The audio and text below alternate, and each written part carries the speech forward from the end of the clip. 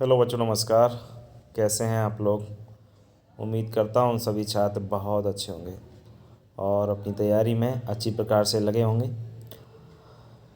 बहुत सारे बच्चे अभी अपनी पढ़ाई में उन्होंने ढील डाल दी है, तो मैं उनसे कहना चाहता हूँ कि बच्चों ढील न डालें और अच्छी प्रकार से अपनी पढ़ाई को रेगुलर करते रहिएगा।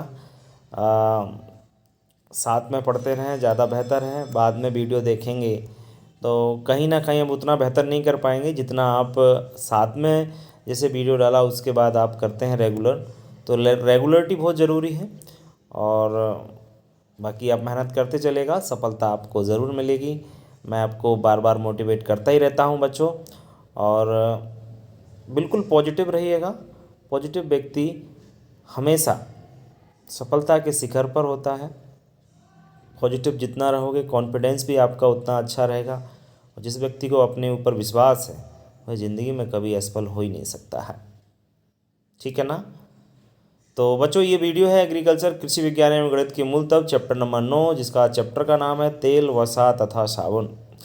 बच्चों, न्यू ब्लूप्रिंट 2022-23 के आधार पर यह चैप्टर आप एग्जाम में 3 नंबर का पूछा जा रहा है। और सबसे अच्छी बात है, 3 ही ओटी इस चैप्टर से पूछे जा रहे हैं। 3 ओटी इस चैप्टर से पूछे जा रहे हैं। तो बच्चों, वीडियो अंत तक देखिएगा। यदि आप कंप्लीट वीडियो देखते हैं तो 3 नंबर आपके यहाँ से पक्के हो जाते हैं। ठीक है ना? चलिए, तो ज़्यादा समय आपका ज़ाया न करते हुए वीडियो की हम लोग शुरुआत कर लेते हैं। सबसे पहला है बच्चों, तेल और वसा दोनों ग्लिसरॉल तथा उच्चतर वसीय अम्लों के ट्राइएस्टर या ग्लिसरॉइड्स होते हैं। विशेष याद रखें, तेल और वसा दोनों होते हैं। जनरली तेल वसा को सब लोग जानते भी होंगे। दोनों ग्लिसरॉल तथा उच्चतर वसीय अम्लों के ट्राइएस्टर या ग्लिसरॉइड्स होते हैं। ध्यान रखें आप लोग। इंपॉर्टेंट है दूसरा, कपड़ा धोने के साबुन में उच्च वसीय अम्लों के सोडियम लवण होते हैं। विशेष याद रखें, कपड़ा धोने के जो साबुन होते हैं ना, उनमें उच्च वसीय अम्लों के क्या होते हैं? सोडियम लवण होते हैं। तीसरा है, नहाने के साबुन में उच्च वसीय अम्लों के पोटेशियम लवण होते हैं। क्या होते हैं? पोटेशियम लवण। ये दोनों क्वेश्चन में से दूसरा और तीसरा जो है ना, इनमें से 101% एक क्वेश्चन जरूर मिलेगा। श्योर है, मैं गारंटी से कह रहा हूँ आपसे। इनको दोनों अच्छे याद रखें।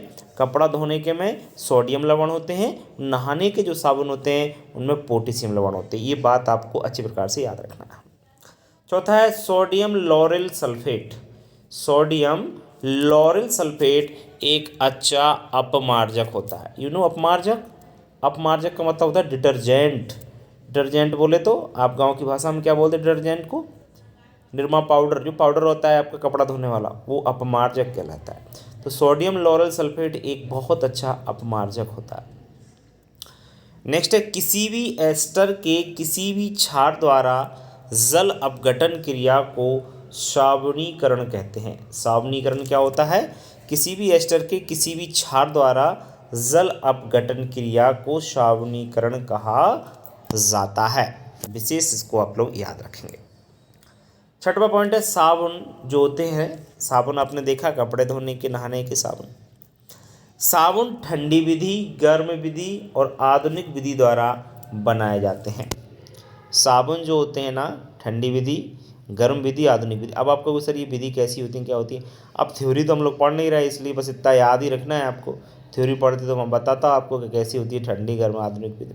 अभी तो सिर्फ इतना ही याद रखिएगा। क्लियर?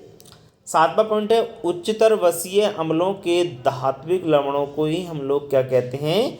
साबुन कहते हैं। साबुन किसे कहते हैं? उच्चतर वसीय अम्लों के धात्विक जो लवण होते हैं उन लवण को ही हम लोग साबुन कहते हैं। आठवां है, तेल व वसा रासायनिक रूप में एक पदार्थ हैं। तेल और वसा जो होते हैं, हम जनरली अगर केमिकली उनका रूप देखें तो वे अपने आप में एक पदार्थ हैं, परंतु भौतिक अवस्था में वह भिन्न भिन्न होते हैं। भिन्न भिन्न मतलब अगर हम लोग जनरली उनको आँखों के द्वारा देखें तो, फिजिकली देखें तो वो हमको तेल अलग दिखाई देगा और फैट हमको अलग दिखाई देता है। ठीक है ना? लेकिन रासायनिक रूप से वो एक ही पदार्थ हैं। केमिकली रूप में देखें तो अपने आप में वो एक ही हैं। ठीक है? नहाने के साबुन अच्छे तेल व वसा तथा पोटेशियम लवण से बनाए जाते हैं। ध्यान रखें, जो नहाने के साबुन होते हैं ना, वो बेहतर तेल, बेहतरी फैट और पोटेशियम लवण से ही बनाए जाते हैं। ठीक है बच्चों, तेल द्रव तथा वसा ठोस अवस्था में होते हैं, ये भी याद रखें। तेल जो होता है वो लिक्विड अवस्था में रहता है रूम टेम्परेचर पर, और जो फैट होता है यानी वसा होता है वो आपका ठोस अवस्था में रहता है रूम टेम्परेचर पर। ये ध्यान रखें आप लोग, सब जानते हैं क्या तेल वसा साबुन को तो यार।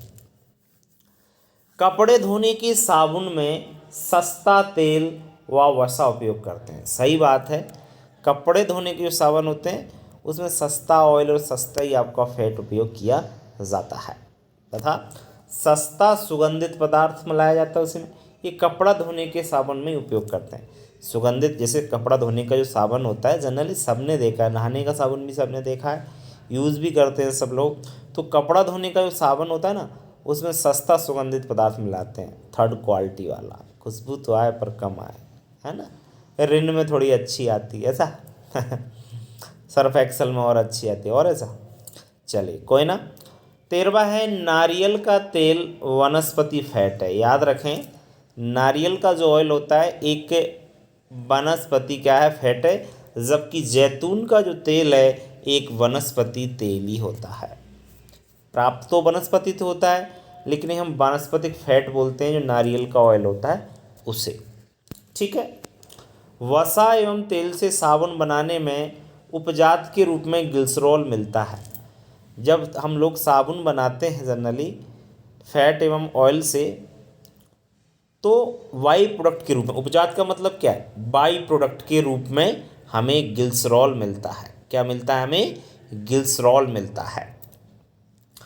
ग्लिसरॉल का उपयोग हजामत के साबुन को जल्दी सूखने से बचाने के लिए किया जाता है। ध्यान रखें, ग्लिसरॉल का उपयोग हजामत जानते हो, हजामत का मतलब होता है बच्चों दाढ़ी बनाना। दाढ़ी बनाने वाला वो साबुन आता है, क्रीम आती है, आपने देखा होगा ना, नाई लगाता है आपके पूरा आपका, है ना, पता है कि नहीं है, जिससे बाल मुलायम हो जाते हैं, है ना, बहुत बढ़िया। तो ग्लिसरॉल का जो उपयोग है ना, हजामत के साबुन बनाए भी, साबुन भी बनते हैं, जल्दी सूखने, वो जल्दी से ना सूखे इसलिए ग्लिसरॉल की मात्रा ज़्यादा मिलाई जाती है जो दाढ़ी बनाने के साबुन होते हैं वो। 17वां है दाढ़ी बनाने वाले साबुन में अधिक झाग लाने के लिए रेजिन का प्रयोग करते हैं। किसका प्रयोग किया जाता है, रेजिन। रेजिन आपको पता है, लाख में 68% रेजिन पाया जाता है, आएगा चैप्टर बताऊंगा आगे। बाकी दाढ़ी बनाने वाले साबुन में अधिक समय तक झाग बना रहे, तो झाग लाने के लिए किसका उपयोग किया जाता है, रेजिन पदार्थ होता है एक, उसका उपयोग किया जाता है। 18वां है साबुन कार्बनिक एसिड लवण वर्ग का यौगिक है। याद रखें, साबुन जो होते हैं वो कार्बनिक एसिड का लवण वर्ग का यौगिक है। तेल व वसा उच्च वसा अम्लों के एस्टर मिश्रण होते हैं। तो बार बार बता रहा हूँ मैं आपको, उच्च वसा अम्लों के एस्टर, उच्च वसा अम्लों के एस्टर, ये याद रख लेना क्योंकि ये पूछा जाएगा पक्का, मुझे तो लग रहा है। तेल और वसा उच्च वसीय अम्लों के एस्टर के मिश्रण होते हैं, ध्यान रखें। 20वां डिटर्जेंट पाउडर का उपयोग, डिटर्जेंट पाउडर के उपयोग मृदु व कठोर जल दोनों में कर सकते हैं। जी हाँ, डिटर्जेंट पाउडर का उपयोग, ये मैं तो हटा दीजिए ना, इसका क्या रोल है। डिटर्जेंट पाउडर मतलब जो अपमार्जक होता है, जनरली आप लोग क्या बोलते हो, पाउडर होता है ना कपड़ा धोने वाला वो, तो डिटर्जेंट पाउडर बोलते हैं उसको, अपमार्जक पाउडर कह सकते हैं उसको। मृदु व कठोर जल दोनों में कर सकते हैं। मृदु व कठोर जल, मृदु जल कौन सा होता है, जिसमें पोटेशियम आयंस रहते हैं, और कठोर जल जिसमें सोडियम आयंस रहते हैं। तो कैसा भी पानी हो उसमें हम लोग जो है डिटर्जेंट पाउडर का उपयोग कर सकते हैं। हाइड्रोजनीकरण द्वारा तेल से वनस्पति घी बनता है, विशेष याद रखें, इंपॉर्टेंट है। हाइड्रोजनीकरण से, हाइड्रोजनीकरण निकल से किया जाता है, ध्यान रखें, एक तत्व होता है निकल, उससे किया जाता है। तो हाइड्रोजनीकरण द्वारा तेल से वनस्पति घी बनता है। वनस्पति घी जानते हैं कि नहीं, वनस्पति घी बहुत सारे बच्चे जानते होंगे, नहीं भी जान, डालडा जानते हैं, डालडा वही। तेल में एस्टर समूह उपस्थित होता है। तेल में कौन सा समूह उपस्थित रहता है, एस्टर समूह, ये ध्यान रखें। तो तेल वसा से जो 20-22 ओटी है, तेल वसा साबुन इस चैप्टर से 22 ओटी हैं, बस, इससे ज़्यादा नहीं है। इनको आप लोग याद रखेंगे, कहीं भी किसी छात्र को समस्या नहीं आना चाहिए। थोड़ा सा टफ ज़रूर है। टफ का मतलब थोड़ा सा दिमाग लगाने की आवश्यकता ज़रूर है। कुछ चीज़ें याद करने की हैं तो उनको आप लोग याद ही करें, कुछ चीज़ समझने की है तो उनको आप समझ के पढ़ सकते हैं। कोई ज़्यादा टफ नहीं है, इतना ज़्यादा वो नहीं है कि पल्ले नहीं पढ़ रहा हो, पल्ले तो पढ़ रहा है, थोड़ा सा दिमाग लगाओगे तो, है ना। चलिए, बाकी चैप्टर पूरा क्लियर है। बताओ भाई छोटी मतलब इतना छोटा वीडियो, लगभग 10-11 मिनट का वीडियो, 10-11 मिनट में यदि कोई 3 नंबर पक्के हो जाते हैं तो कितनी अच्छी बात है यार। फिर भी बच्चे नहीं पढ़ना चाहते। ए भाइयों पढ़ लो यार, पढ़ लोगे तो कुछ कर लोगे, बाकी तो ज़िंदगी झंडवा और फिर भी घमंडवा। चलो मिलते हैं नेक्स्ट वीडियो में, तब तक के लिए नमस्कार।